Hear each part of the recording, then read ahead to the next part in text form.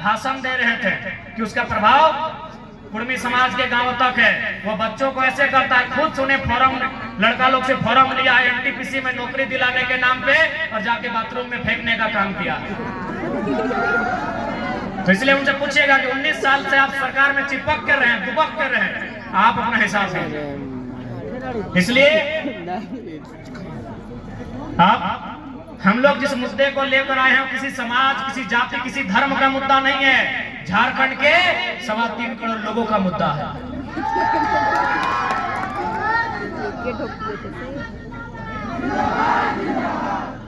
अगर हम लोग एक समाज के बारे में सोचते हैं तो हजारीबाग लोकसभा से हम लोग कोयरी समाज को टिकट नहीं देते हैं। धनबाद लोकसभा से अंसारी समाज के बेटे को टिकट नहीं देते क्या?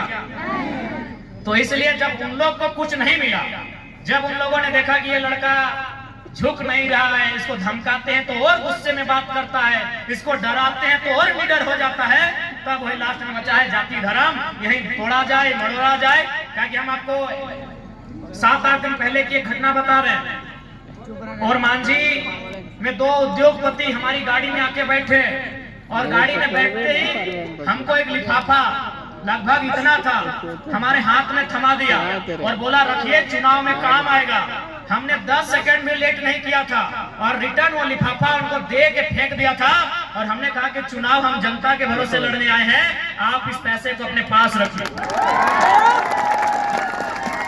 11 बज रहा था, रांची जिला की मैं घटना बता रहा हूँ। चूंकि मैंने आज तक कभी उतना पैसा देखा नहीं है तो गिनती में वो 10 लाख था, 50 लाख था, मुझे नहीं मालूम, लेकिन वजन में 2 से 2.5 लाख वजन था उन पैसों की गड्डियों का।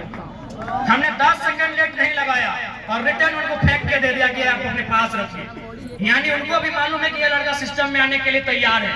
इसे हम लोग जैसे बाकी नेताओं को कमीशन बांध देते हैं, जैसे आप सुनते होंगे विधायक सांसदों का कमीशन होता है फैक्ट्रियों में, कल कारखानों में, मंत्रियों का। उन्होंने भी सोचा कि इस लड़के को हम लोग बांध देते हैं, लेकिन भैया ये बकरा थोड़ी है गर्दन में बांधेंगे, ये पारासर पहाड़ का टाइगर है। तब लास्ट उन्होंने हमें कहा, लास्ट उन्होंने हमारे एक दोस्त को इसी गाड़ी में विराट पूछ लीजिएगा, उसको फोन किया और डराने का काम किया कि देख लेंगे कि तुम्हारा टाइगर कैसे चुनाव लड़ता है। हमने उनको तब भी कहा कि हमने अपनी माँ को कह दिया है घर से कि मेरा गर्दन कभी भी शरीर से अलग हो सकता है, लेकिन हाँ इस बार अगर अलग हुआ तो फिर कहाँ भूगोल बदलेगा, कहाँ इतिहास बदलेगा, उसकी कोई गारंटी नहीं है। कहाँ क्या बदलेगा।